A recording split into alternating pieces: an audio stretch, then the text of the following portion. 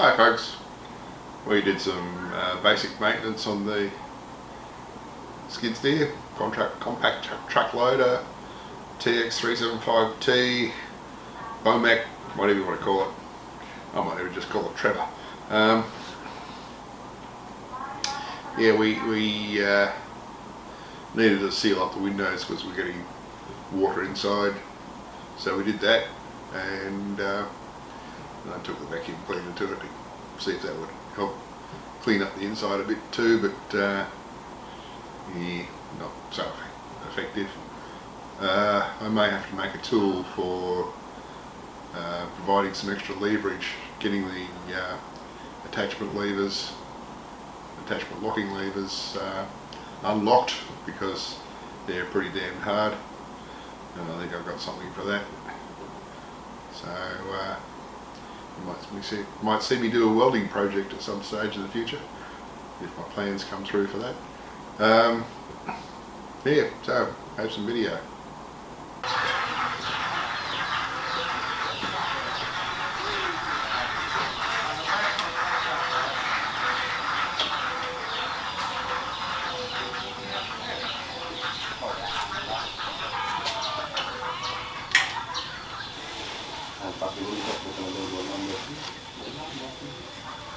Babak hancur kalau keluar. Gimana ada sih?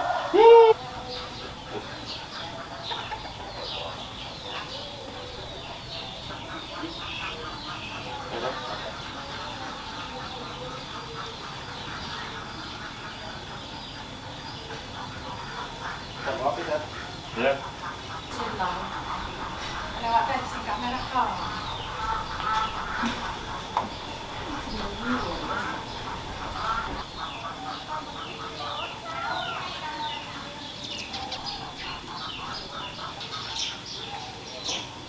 Orang 90. Satu sudah 50 mili.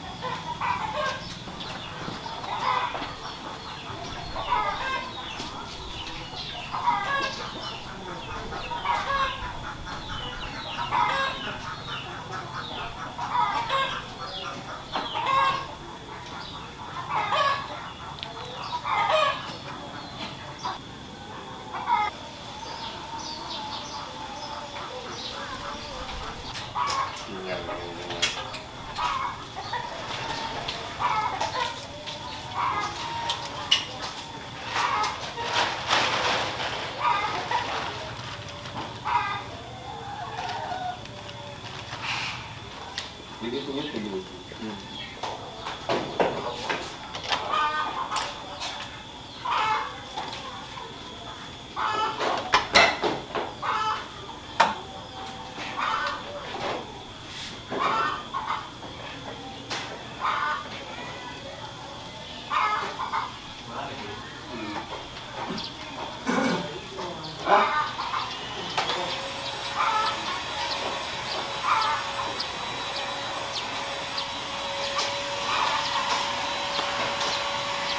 Jadi asra belajar.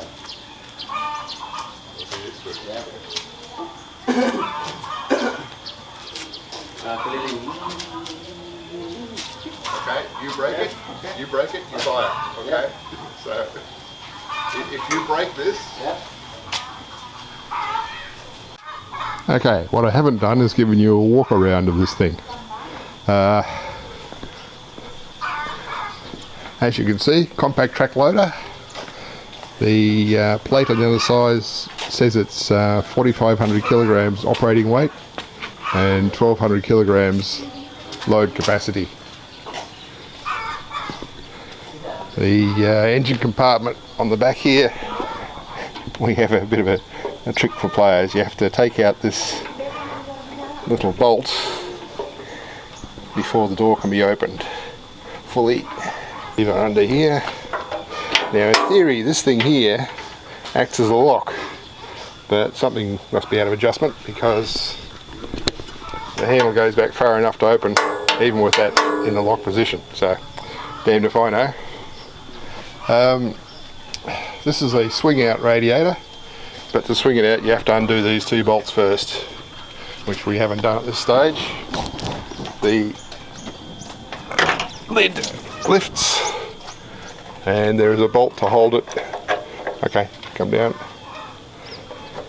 far as I'm concerned, that bolt should be back there somewhere to take it up further. Okay, so under the lid here we have the heat exchanger and fans for the AC system. Dangerous hazards here because these are sharp corners on the brackets, as I discovered when I poked my head in there. This is allegedly a naturally aspirated engine, but that sure looks like a turbocharger to me down there.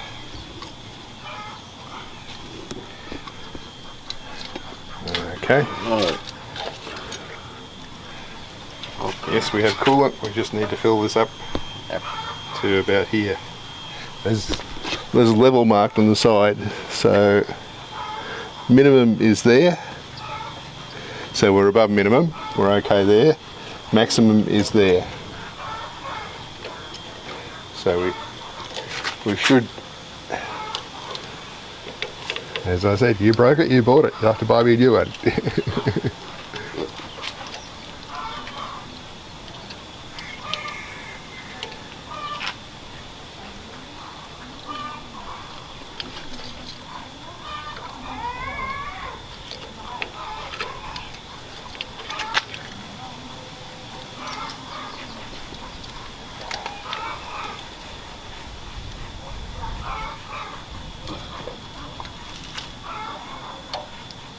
Okay. Okay, so now we know don't touch. We should only need to do this one anyway, not that one. Okay. So maybe. Maybe, yep. Oh yeah. Yep. Pompa solar. Yep. Yep. Okay. Yes, and water separator down there. Yeah. Okay. Yep. So that's where the diesel filter is. Okay. So that's the AC reservoir. Pompa solar.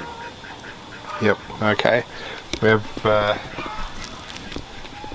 dipstick in there, which is a long dipstick. That was looking fairly good last time I looked at it. Okay, around the side here we have the plate with all the numbers on it. So if I can just get that in focus, we'll be fine.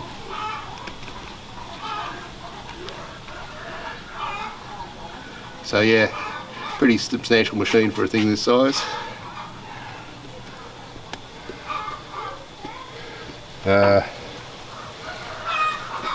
Backhoe attachment you've seen in operation in the previous video. What you didn't see was after one bolt fell out, we went and tightened up that one and 10 more. Okay, so really need a macro lens for this. This is the view from inside. The safety bar has to be put down in order for the tracks to move forward or back. In theory, you're supposed to be sitting in the seat for the ignition to work, given that's in the old manual that I've got. but the old manual doesn't appear to apply to this machine because I don't have the seatbelt on. And we are live. On.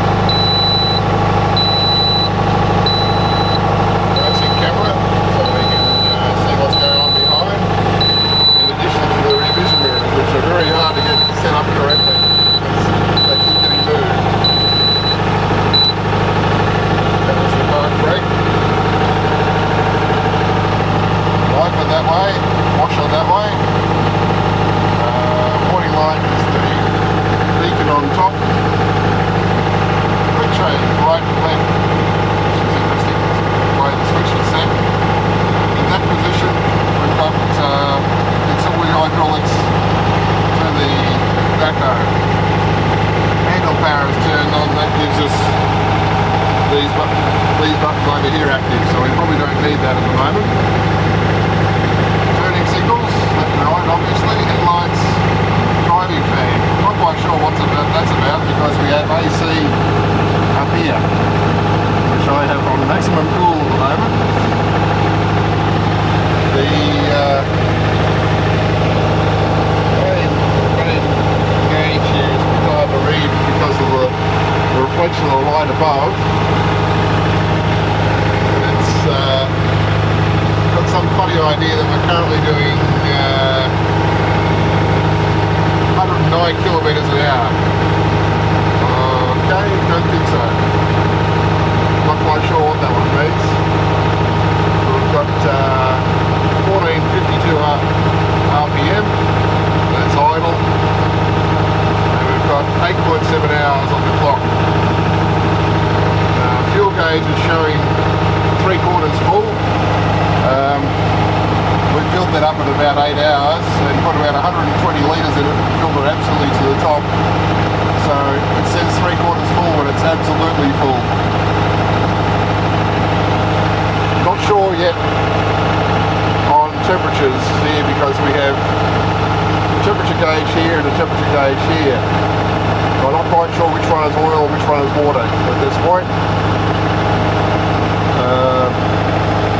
Battery voltage, yep, and sorry, battery voltage down there and oil pressure up there.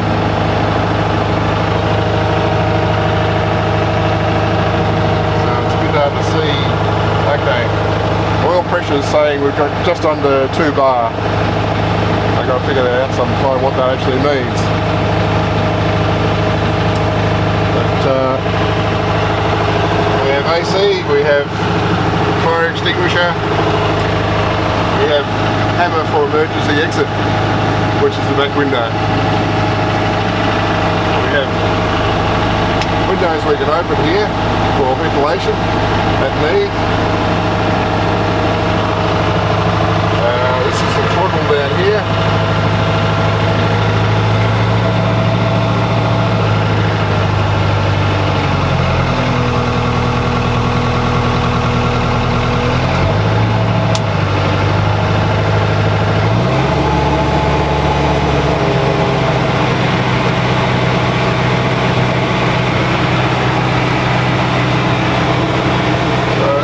As much as I can show. We had quite a bit of strife getting the backhoe off, as this left coupler was pretty hard to move.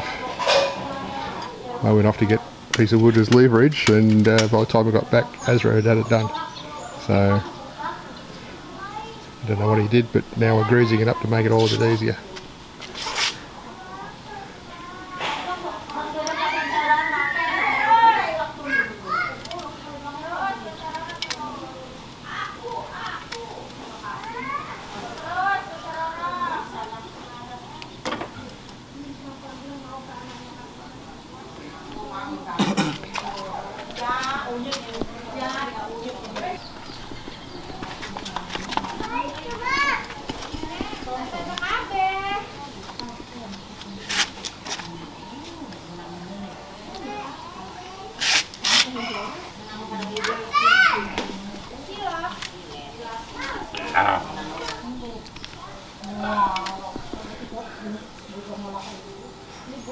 Kind of whether it's going into that one.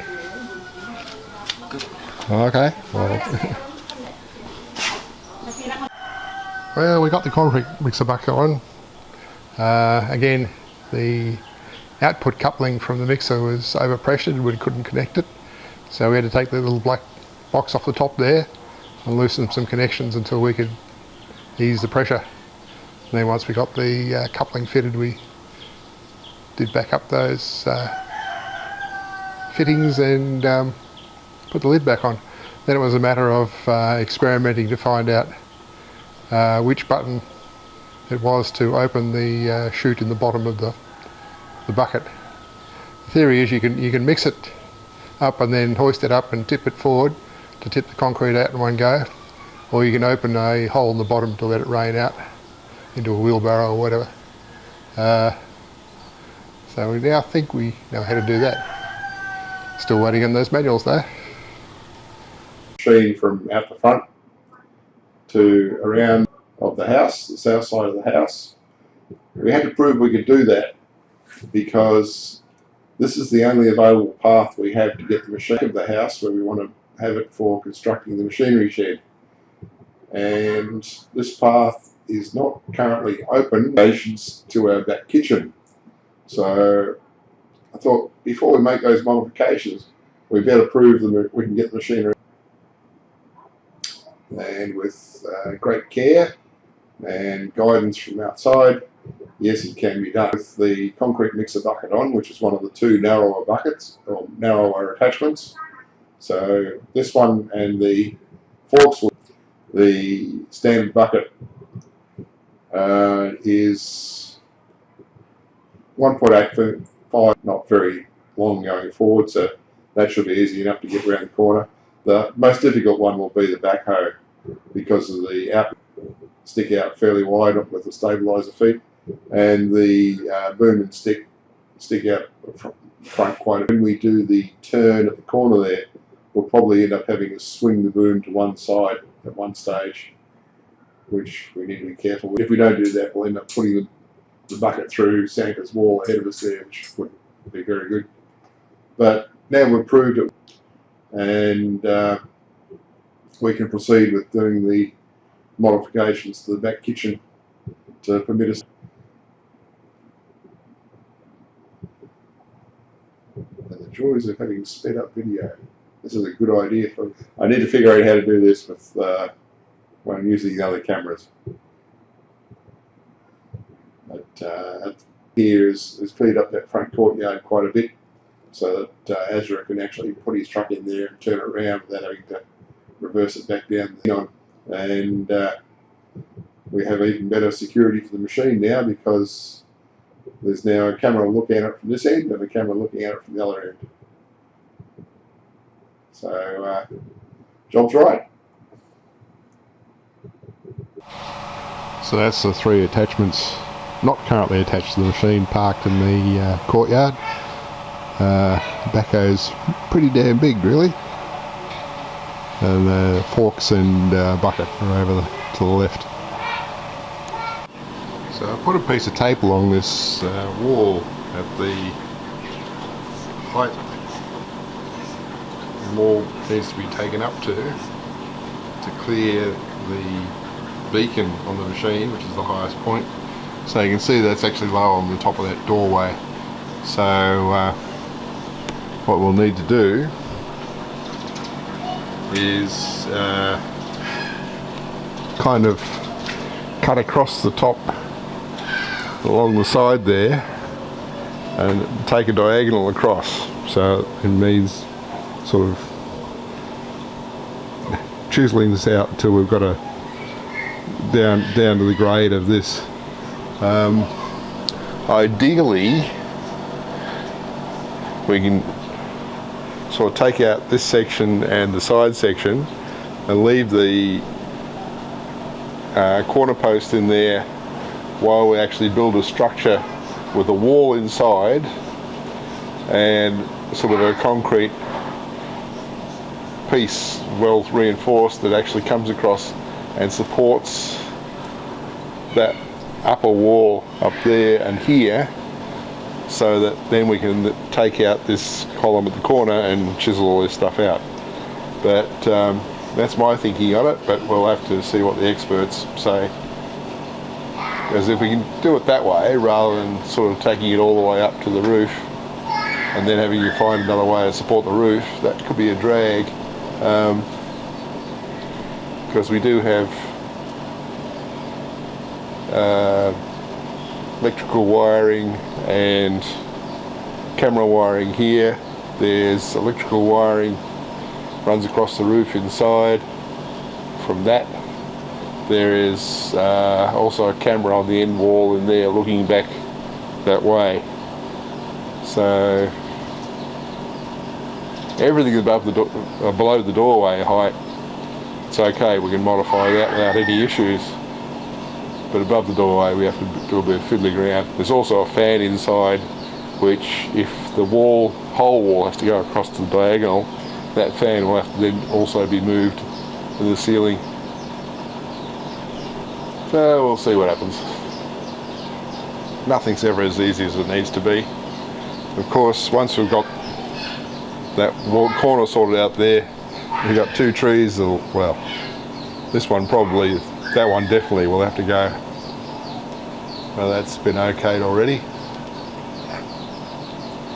And yeah, then we can get the sheet out there to play in the puddles. Hope I don't get it bogged, because there's nothing around here that can get it out. We'll have to walk it out of its own accord using bamboo or other material put underneath the tracks for it to walk out on. So I'd like to avoid that, I think.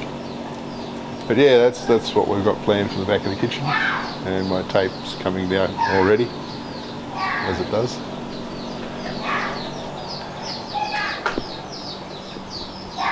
For some reason or other, the ducks want to sit there. Oh, okay.